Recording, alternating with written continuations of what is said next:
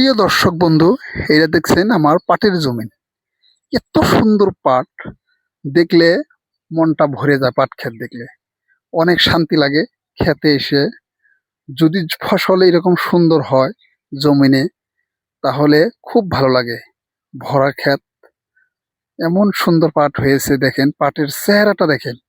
আপনারা এইরকম যদি চান যে এইরকম জমিতে পাট লাগিয়ে পাটের চাষ করিয়ে অনেক ফসল উন্নত করতে পারবেন।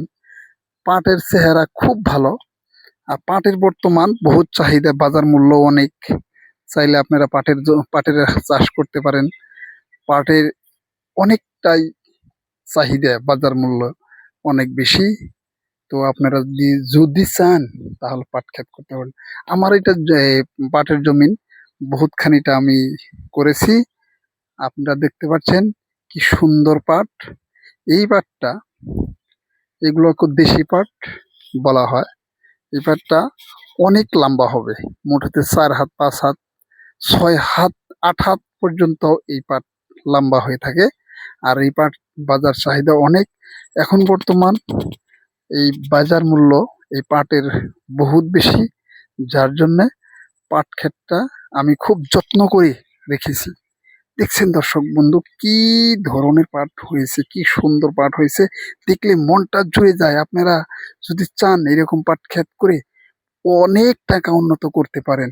যদি এই ধরনের 5 বিঘা জমি যদি থাকে, এই 5 বিঘা জমিনে যদি আপনি পাটের চাষ করতে পারেন, অনেক টাকা উন্নত করতে পারবেন।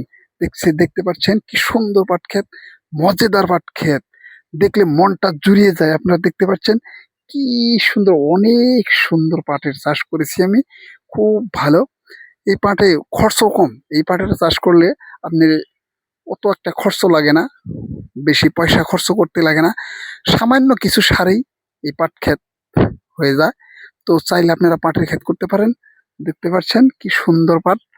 পাটের চাহিদা বাজারে অনেক, যার জন্য বলেছি আপনারা চাইলে বর্তমান পাট ক্ষেত করতে পারেন। পাট খেতে অনেক লাভবান, যদি পাট করে ক্ষেত করে অনেক লাভবান, অনেক উন্নত করতে পারবেন।